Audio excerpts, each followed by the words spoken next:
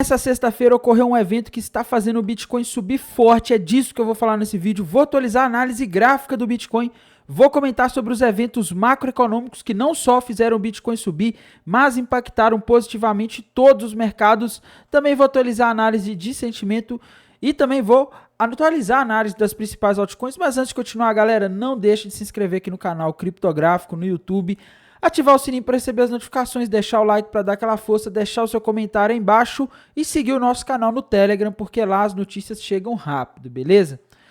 Bem, pessoal, então vamos aí falar da situação do Bitcoin. O que está acontecendo hoje com o nosso Bitcoin, galera? Bitcoin subindo quase 7% nessa sexta-feira, batendo acima dos 63 mil dólares. E aí, Tainan, acabou a queda? Bem, pessoal, então, tá começando aqui pelo gráfico diário. O Bitcoin nos últimos dias parecia estar rompendo para baixo um topo duplo, né? E o Bitcoin agora, o topo duplo ali, o limite dele era nos 60 mil dólares, o Bitcoin agora está em 63 mil.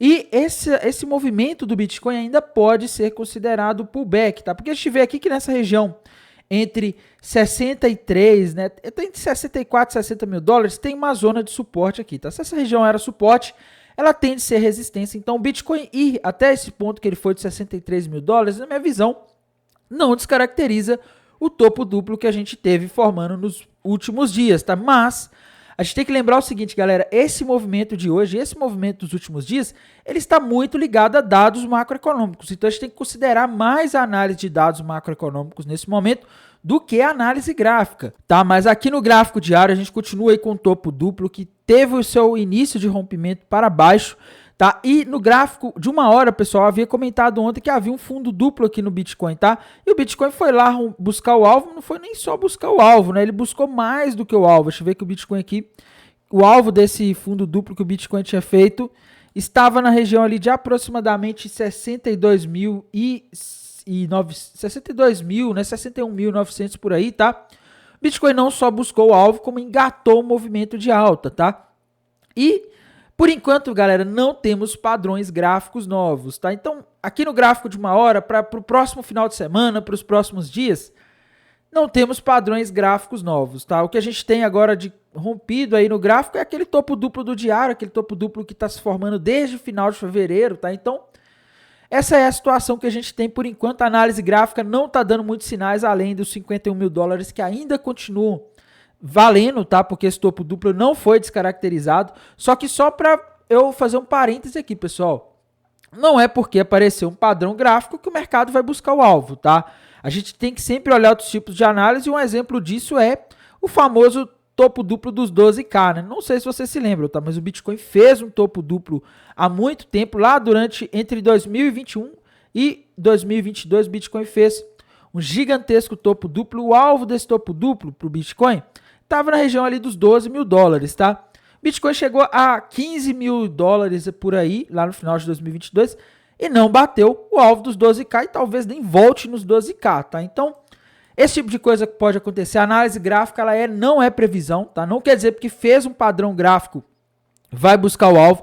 Então é só um alerta que eu faço. Se você tá aí falando, eu quero comprar para holding aqui, mas eu vou esperar bater os 51 mil dólares por causa desse topo duplo que está fazendo aqui, minha sugestão é vai fazendo o preço médio, porque se o mercado engata um movimento de alta de uma hora para outra e não volta e rompe o topo histórico, você vai ficar de fora, tá? Então, é só um alerta que eu faço, porque eu vejo que muitas pessoas confiam cegamente na análise gráfica e acham que ela faz uma previsão, né? Muitas pessoas esquecem que o mercado ele é totalmente imprevisível, acontecem coisas aí totalmente fora do roteiro que podem mudar tudo de uma hora para outra, tá? Mas galera, sinceramente, eu acho que para entender esse movimento de alta de hoje, não adianta a gente olhar o gráfico do Bitcoin. Eu acho que a gente tem que olhar os dados macroeconômicos, que é para mim é de lá que veio esse movimento. Esse aqui é o gráfico do SP500, esse gráfico de uma hora. A gente vê que ele subiu forte hoje e a gente vê também que esse movimento de alta, tanto no Bitcoin quanto no SP500, ele começou a ficar intenso ali a partir das 9h30 da manhã, que foi o horário em que a gente teve a divulgação de dados macroeconômicos que eu havia comentado no vídeo de ontem com vocês, tá? O vídeo de ontem saiu um pouco mais tarde, porque eu não estava conseguindo subir o vídeo para o YouTube. E, galera, olhem isso daqui, tá? Eu falei com vocês, esses dados aqui, se eles viessem acima da expectativa, seria ruim para o mercado. Mas se ele viesse dentro da expectativa ou abaixo, seria bom, tá? Se viesse dentro, ok, era o que o mercado estava esperando. Se viesse abaixo, ótimo. E o que aconteceu? Praticamente tudo veio abaixo, galera. O salário médio por hora lá dos Estados Unidos, ele cresceu menos do que o mercado estava esperando e menos do que o mês anterior, tá? Então a gente teve um crescimento de 0,2 com uma expectativa de 0,3. Tainan, o que isso tem a ver com o Bitcoin? Isso mostra que está havendo, que a inflação de salários está menor, está crescendo menos do que o esperado, tal que indica que a inflação tende a crescer menos. Se a inflação tende a crescer menos, o Fed pode cortar os juros, tá? Então, essa é a interpretação do mercado. Depois, relatório de empregos não agrícolas, o famoso payroll, que também foi divulgado às 9h30 da manhã. A expectativa era a criação de 238 mil vagas. Foram criadas apenas 175 mil, tá? Muito abaixo do esperado e quase metade do que foi em março.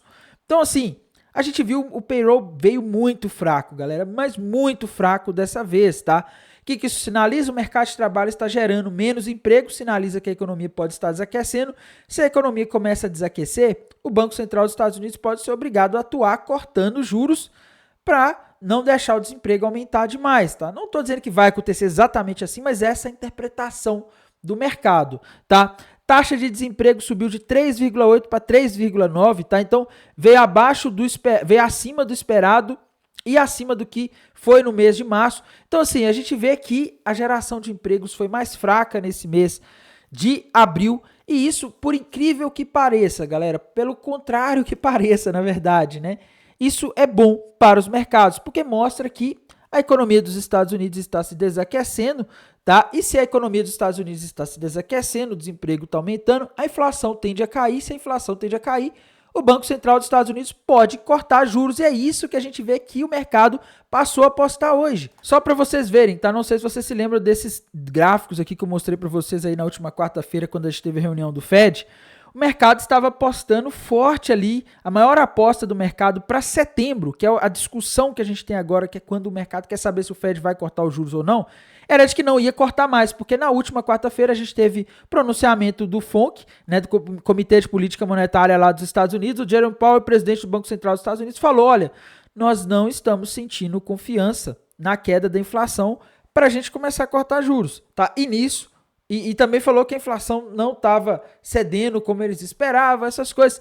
E nisso o mercado começou a entender o seguinte: olha, o Banco Central dos Estados Unidos não vai cortar os juros lá nos Estados Unidos em setembro. E aí a aposta para corte em setembro, ela estava, se não me engano, 42, e para manter em setembro estava 46. Então o mercado estava apostando que teríamos só um corte de juros lá em dezembro. E agora, com esse dado macroeconômico, esses dados de hoje do mercado de trabalho, o mercado passou a apostar que a maior probabilidade é de corte em setembro, tá? Então aquilo que estava ficando fora da mesa, que era o corte em setembro, voltou a ser discussão, tá? Então isso aí que está causando essa alegria nos mercados hoje.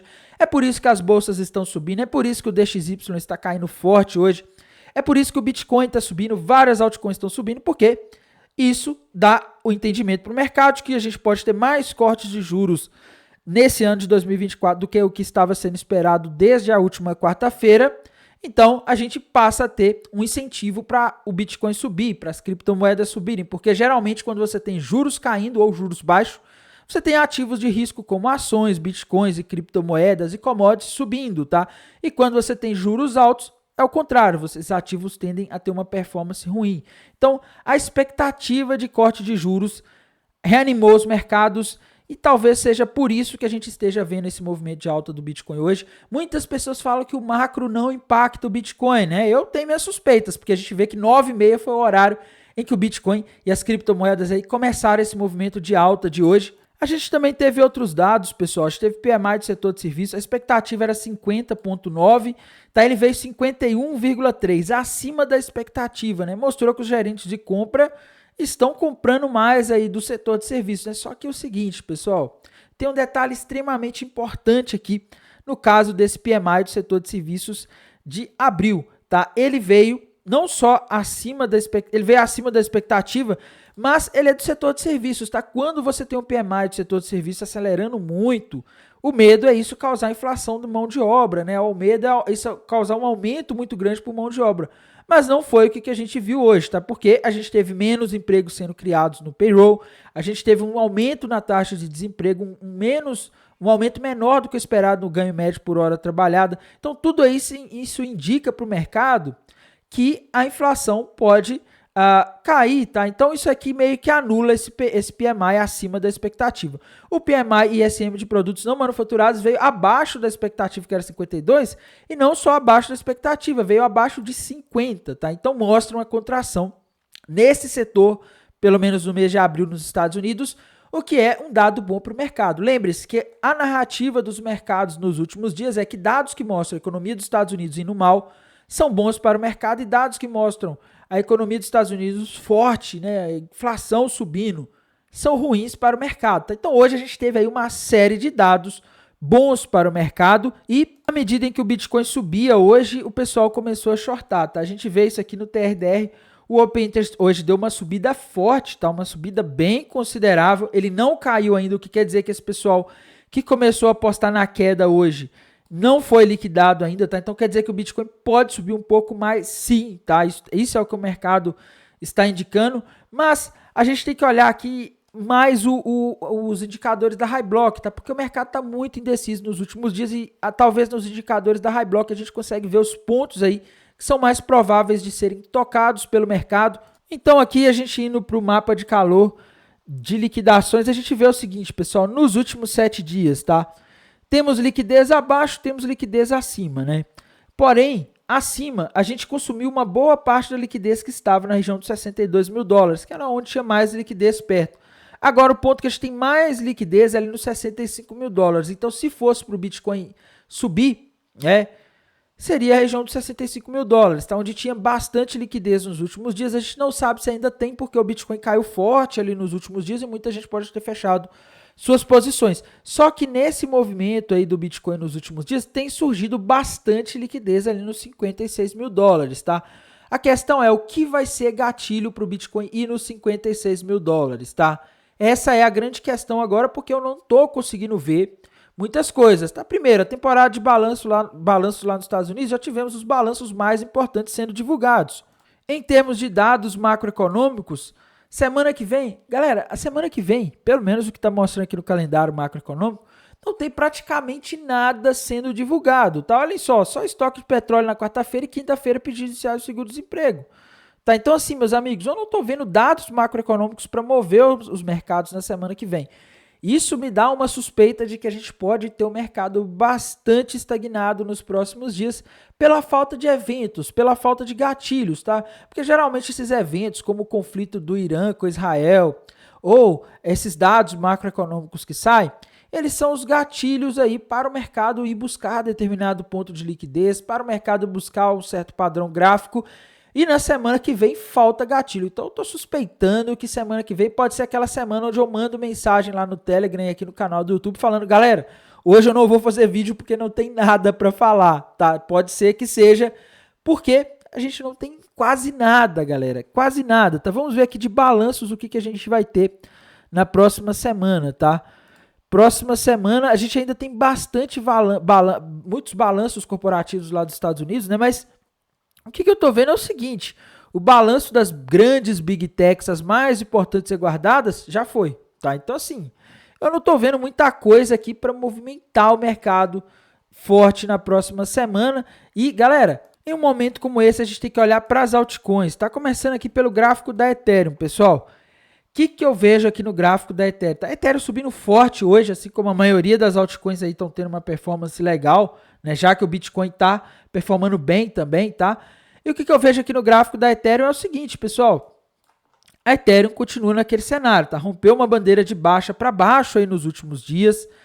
E o alvo dessa bandeira de baixa gigante que a Ethereum formou está lá nos 2.550 dólares. Então, a Ethereum, embora tenha subido hoje, não invalidou aquela bandeira de baixa. Tá? E se a gente desenhar aqui no gráfico da Ethereum com calma, a gente consegue ver até mais uma bandeira de baixa rompida aí, tá? Então, assim, eu não estou conseguindo ver padrões gráficos indicando alta, por enquanto, no gráfico da Ethereum. Então, o que não dá uma perspectiva de subida forte para as altcoins.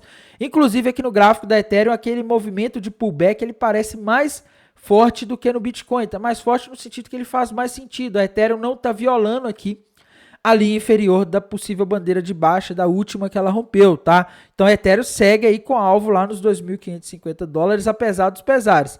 Cardano, pessoal, tá aí um ponto decisivo, tá se segurando acima da linha base desse topo duplo que ela estava formando nos últimos dias, tá? Se ela romper para baixo já dos 44 centavos, o alvo é lá nos 26 centavos, mas não rompeu, então a gente segue aí aguardando para ver se a Cardano reage, né? Se ela faz algum movimento. Matic, pessoal, a Matic é um caso complicado aí nos últimos dias, tá? Porque ela aparentemente já rompeu o topo duplo para baixo e está esperando o mercado. Para mim, a Matic segue aí com alvo lá na região dos 50 centavos de dólares por enquanto não acontecer nada aí que tire ela desse cenário aqui de topo duplo em que ela está. Se ela conseguir romper os 76 centavos, ela pode formar um fundinho duplo, tá? Mas por enquanto ainda não aconteceu, beleza? A Solana estava com um gráfico mais bonito nos últimos dias, né? E a Solana, por enquanto, galera, ela não formou nenhum padrão gráfico relevante. Na minha visão, ela vai formar se ela romper para cima ali a região dos 160 dólares. Aí ela forma um fundo duplo e aí ela pode subir bastante. Mas agora ela está no 143, ainda tem chão até 160 dólares. Eu acho que isso vai depender do que o mercado vai fazer nos próximos dias, tá? Então, essa é a situação da Solana, tá? Vamos ver aqui o gráfico da DOT, Polkadot também, que o pessoal sempre fala dela, né? Sempre quer que fala dela. A Polkadot, galera, a gente vê no gráfico dela aqui, ela tá pertinho de formar um topo duplo ou um fundo duplo, né? Mas para formar um topo duplo, tem que romper os 5,90 para baixo. Ainda não rompeu, tá? Já o fundo duplo, basta ela romper aqui os 5 dólares e 55 centavos para ela formar um fundinho duplo aí que poderia fazer ou indicar que a Polkadot poderia subir aí. Vamos ver aqui para quanto, tá? Se ela conseguir romper esse fundo duplo que tá perto, 9 dólares e 37 centavos, se ela conseguir romper a região ali dos 5 dólares e 60, 7 dólares e 60 centavos, tá? Então, olho na Polkadot porque ela pode dar alguma oportunidadezinha aí de trade nos próximos dias, tá? E galera, no mais é isso, tá? Eu acho que as altcoins estão esperando para ver o que o Bitcoin vai fazer, tá? O gráfico tá dizendo uma coisa, o gráfico tá dizendo que a gente rompeu o topo duplo para baixo, só que os dados macroeconômicos parecem estar fazendo mais efeito aí no mercado. Vamos ver o que vai sobressair nos próximos dias. Eu acho que agora a gente está entrando no final de semana, né? E geralmente final de semana o mercado não costuma fazer muitas coisas, tá? Então, vamos aguardar aí na semana, no domingo eu atualizo a análise para vocês aí, se tiver alguma novidade. E eu acho que agora o mercado vai ficar ansioso pelo próximo dado de inflação que vai ser divulgado agora em maio, né? Referente a inflação de abril, tá? Que não vai ser nessa semana, que vai iniciar em breve, tá? Então, eu acho que a gente vai ter dias aí com poucas novidades no mercado. Desejo a todos um excelente final de semana, um bom descanso e bons negócios. Até mais, tchau!